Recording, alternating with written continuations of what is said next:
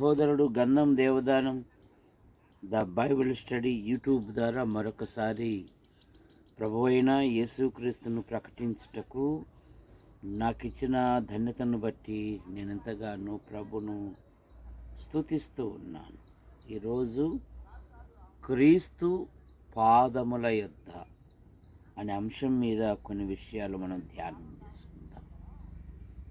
యోహాను సువార్త 11వ అధ్యాయం 32వ వచనములో, ప్రభువా నీవు ఇక్కడ ఉండిన ఎడల నా సహోదరుడు చావకుండును. యేసు ప్రభు పాదముల యొద్ద జీవము లభిస్తుంది. యోహాను సువార్త 8వ అధ్యాయము, లూకా సువార్త 8వ అధ్యాయము 41, 42, 50, 56 వచనాలు చూస్తే మరి ఆయన జీవమిచ్చినట్లుగా మనం చూస్తాం. మత్తయి సువార్త 15వ అధ్యాయం 30 వచనములో ఆయన పాదముల యొద్ద స్వస్థత.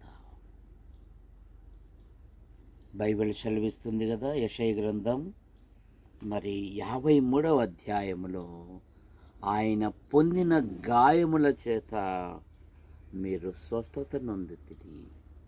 నిర్గమకాండం 15:26లో మీ దేవుడైన యెహోవా వాక్కును శ్రద్ధగా విని ఆయన దృష్టికి న్యాయమైనది చేసి ఆయన వాక్యానుసారంగా నడిచిన ఎడల ఐగుప్తీలకు కలగజేసిన రోగములలో ఏదియూ మీకు రానియను, నిన్ను స్వస్థపరచు యెహోవాను నేనే.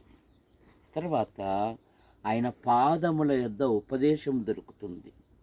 లూకా సువార్త 10:39లో మరియా ఆయన పాదముల యొద్ద కూర్చుండి ఆయన బోధ వినుచుండెననే మాట మనం చూస్తాం.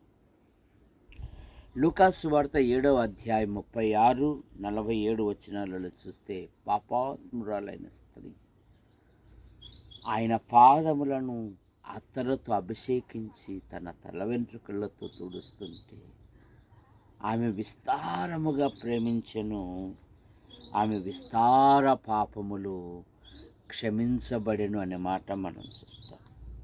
ప్రకటన గ్రంథం 1వ అధ్యాయము 17వ వచనములో ఆయన పాదముల యొద్ద ఆదరణ. యోహాను ఆయన పాదముల మీద పడినప్పుడు రక్షకుడు అంటున్నాడు, భయపడకుము. లూకా సువార్త 17వ అధ్యాయం 16వ వచనములో ఆయన పాదముల యొద్ద కృతజ్ఞత. 10 మంది కుష్ఠరోగులు బాగుపడితే వారిలో ఒకడు పరిగెత్తుకొని వచ్చి ఆయన పాదముల మీద పడి ఆయనకు కృతజ్ఞతాస్తుతులు చెల్లించననే మాట మనం చూస్తాం.